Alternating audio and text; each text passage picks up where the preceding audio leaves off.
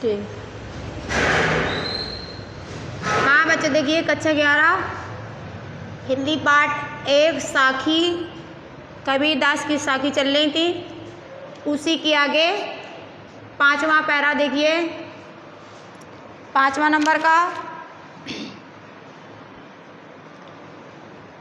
चिंता तो हरि नाम की और न चिंता दासी।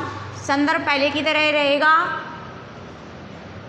और प्रसंग में देखिए, इस साखी में कवि ने ईश्वर के नाम को स्मरण से जन्म मरण से मुक्ति दिलाने का मार्ग बताते हुए कहा है। यानी इस साखी के द्वारा ईश्वर के नाम को स्मरण करके जन्म मरण से मुक्ति दिलाने का मार्ग बताते हुए कवि ने कहा है। कवि ने क्या कहा है देखिए, चिंता तो हरि नाम की। कवि कहते हैं कि इस दास को तो केवल ईश्वर के नाम की ही चिंता है। क्या कहते हैं कि इस दास को केवल ईश्वर के नाम की ही चिंता है। कारण क्या है? कारण है कि ईश्वर के नाम की अतिरिक्त जो कुछ भी दिखाई देता है वह सब क्या है? काल के बंधन से बंधा हुआ है। और केवल संसार की सभी वस्तुएं नाशवान है। केवल राम नाम का ही काल के बंधन से परे है। उसी का चिंतन करके मुझे मोक्ष पाना संभव लगता है। क्या कहते हैं? फिर से देखिए, कहते हैं कि इस दास को यानी मुझे तो केवल राम के नाम की ही चिंता है। और कारण यह है कि ईश्वर के नाम के अतिरिक्त यानी ईश्वर के नाम के अलावा इस संसार में जो कुछ भी दिखाई देता है वो सब क्या है? नाशवान है और काल के बंधन से बंधा हुआ है।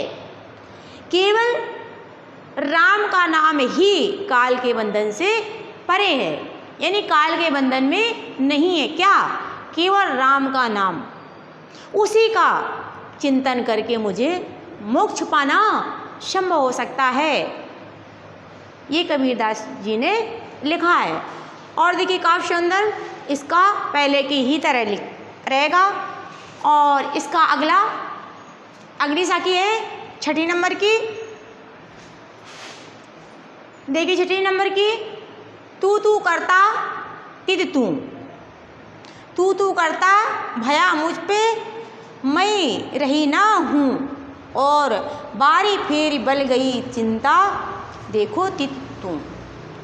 इस साखी में देखिए संदर्भ पहले की तरह ही रहेगा। प्रसंग, इस साखी में कवि ईश्वर के अद्वैत रूप में लीन होकर ईश्वर के दर्शन की अनुभूति का वर्णन किया गया है। अर्थ में देखिए,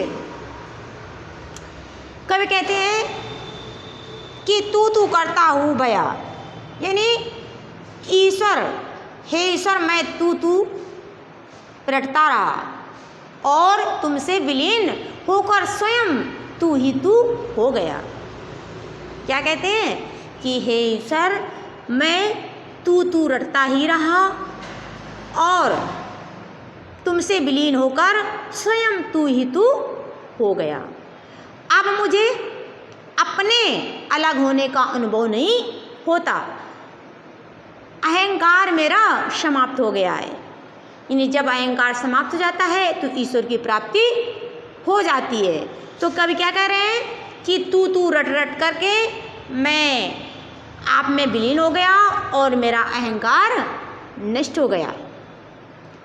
मेरा जन्म मरण का चक्र, जो जन्म मरण का चक्र होता है, जन्म के बाद मृत्यु और मृत्यु के बाद जन्म, इसका जो चक्र है वो मेरा क्या हो गया? समाप्त हो गया या नष्ट हो गया। इसीलिए मैं जिधर देखता हूँ उधर तुम ही तुम दिखाई देते हो। सभी जगह तुम्हारे दर्शन होते हैं। इन भगवान के दर्शन सभी जगह हो जाते हैं तू रट रट कर। इसीलिए कवि ने तू रटने के लिए भगवान को ईश्वर प्राप्त करने का रास्ता बताया है। इसका काव्य सौंदर्य पहले की तरह रहेगा, अलंकार रूपक है, तो मैंने बता दिया है। और देखिए बच्चों, ये सब कोर्स में करते चलो और 16 अक्टूबर से तुम्हारा स्कूल खुल रहा है, तो यहाँ पर स्कूल में आकर के अनुमति पत्र बनवा लीजिएगा और अपना कोर्स करते रहो, याद करते चलो।